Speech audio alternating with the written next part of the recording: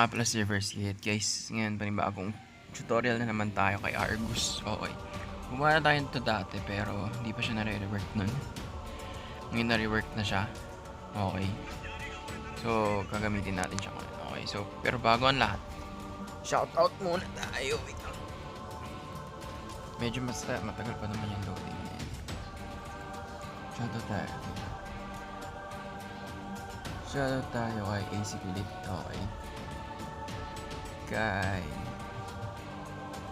Escanor Flame, kay Twins, kay Maimi Takara, kay Manny Pabatang, at kay Michael Velasco. And shoutout din dito kay sino ba? Kay Christian Pineda. Okay, so and guys, so unlock na natin mga skills. So pinurify ko siya, okay. So makita nyo naman, pinakas na itsura ni Argus. Okay, so yung first skill niya, nakita dito ng bot.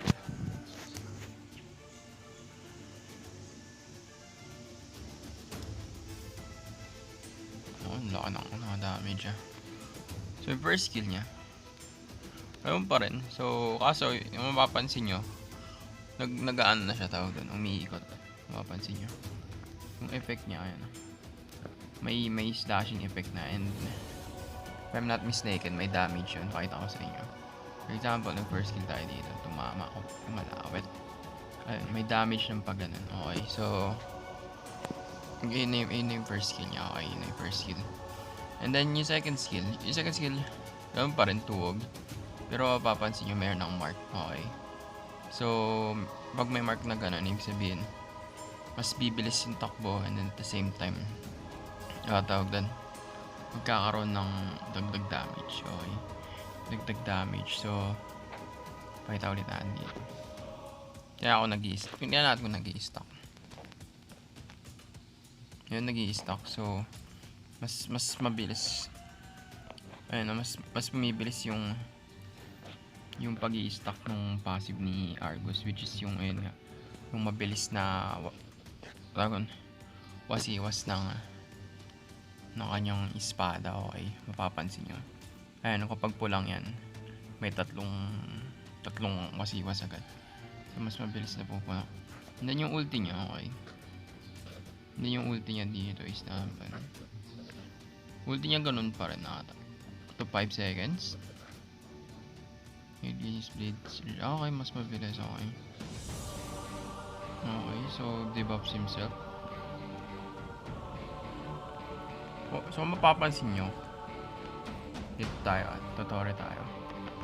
1, 2, 3, 4.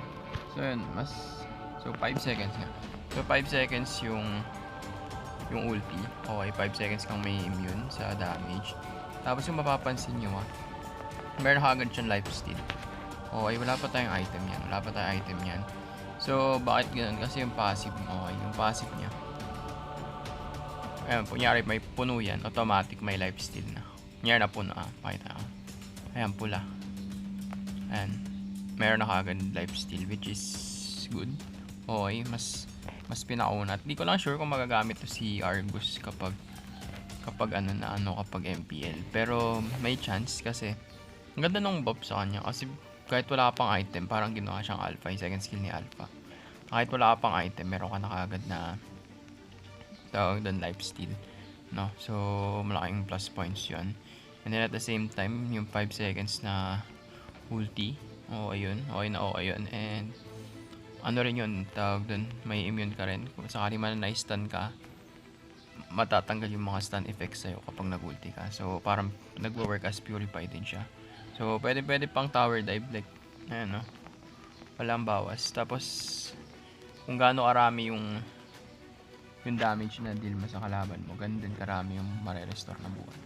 So yun. So yun guys, maraming salamat sa nanonood ng ating video, and sana may natutunan kayo. Hanggang sa muli, ako si Guy. Like, comment, and subscribe. Booyah!